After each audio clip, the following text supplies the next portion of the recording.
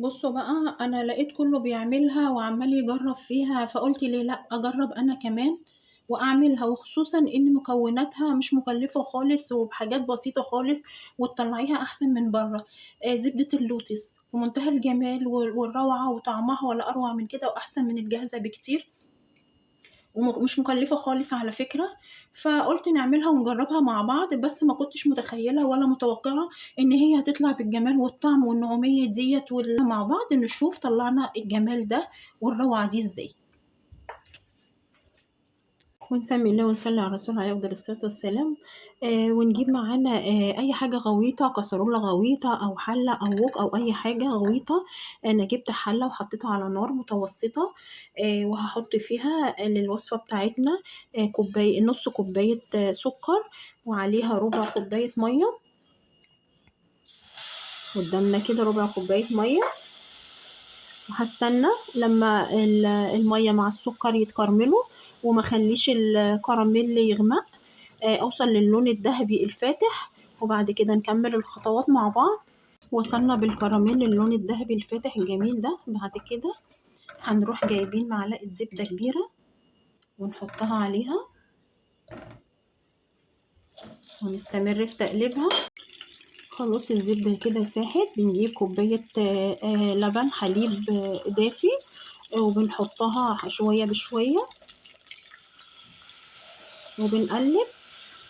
بنلاقي عادي خالص الكراميل كده بيتكتل، فعادي إن إحنا بنفضل نقلّب ونفضل معاه لغاية ما يبوش خالص ويرجع تاني ناعم زي ما كان. إحنا كده هنحط بقية كوباية اللبن.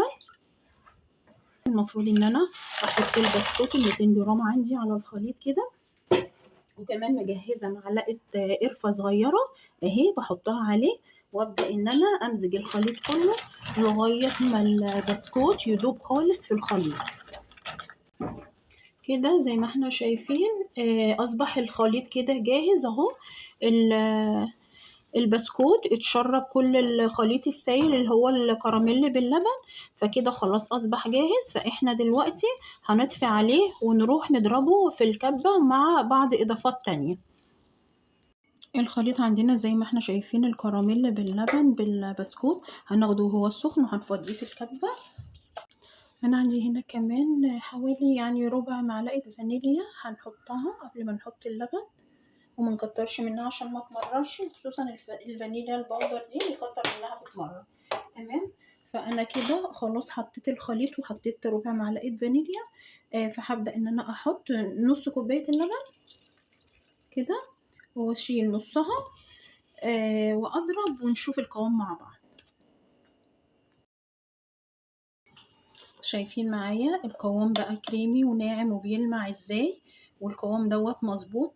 بس أنا يعني إيه فاضل أقل من ربع كوباية اللبن، فممكن أحطها لإن كده هي لسه سخنة. فكل ما بتبرد طبعًا السُمك بتاعها بيتقل. فإحنا شايفين إحنا بقى عايزينها وهي باردة تبقى نفس السُمك ده، زي ما إحنا شايفينه كده. فأنا هاحط حبّة اللبن اللي فاضلين، هُم حبّة صغيّرة خالص أهُم زي ما إحنا شايفين كده، دول بقية الكوباية بإجمالي كوبايات اللبن اللي إحنا حطيناها حوالي كوبايتين لبن. أنا حطيت أهو بقية كوباية اللبن وهاضربها ضربة كمان ونشوفها بقى في النهاية مع بعض شكلها إيه. بُصّوا ما شاء الله نعمت أكتر لمّا اتضربت أكتر. شايفين القوام، شايفين النعومية بتاعتها، بجد تحفة بجد. بجد إحنا غلطانين أوي إن إحنا بنجيب الحاجات دي من برّه، ما بنحاولش نعملها بأقل التكاليف وبحاجات كلّها بسيطة، يعني أغلى يعني أرخص من اللي إحنا بنجيبه من برّه. أهي هنعبّيها بقى في حاجة ونشوفها وندوقها مع بعض. هنجيب بقى أي بولة ناشفة أو أي برطمان أو أي حاجة، ونبدأ إن إحنا ننزّل فيها. شايفين القوام، شايفين؟ يعني تفرق إيه بقى عن اللي برّه. شايفين القوام والنعومة بتاعتها؟ دي تنفعنا في حاجات كتير، تنفعنا للساندوتشات للولاد أو لينا إحنا برضه بنحب الحاجات دي، زي بديل النوتيلا والحاجات دي كلّها. وبإذن الله برضه نعمل بديل النوتيلا مع بعض. فزي ما إحنا شايفين كده القوام والكمية وكل دوّة بكوبايتين لبن. كل ده بكوبايتين لبن ونص كوباية سكر و4 بواكي بسكوت. يعني أنا ال4 بواكي أكتر من 200 جرام، فأنا عشان عندي ميزان وزنت 200 جرام بالظبط، والباقي اتاكل كده عادي. فشايفين المنظر بتاعها ولا أروع من كده بجد. ويعني ما تكلفتش حاجة، يعني لو جينا قارناها بالتكلفة اللي بره، يعني نلاقيها دي ببلاش بالنسبة للأسعار اللي بره طبعا. وتنفعنا في حشوات وفي تورتات وفي كمادة للدهن في السندوتشات للأكل. فزي ما احنا شايفينها كده تتكلم عن نفسها اهي. شايفين تاني؟ شايفين القوام؟ شايفين اللمعان بتاعها؟ شايفين المنظر؟ نفرقها ايه بقى عن اللي بره؟ يمكن دي احسن من اللي بره، على الاقل ان احنا عارفين مدخلين فيها ايه وعاملينها بايه.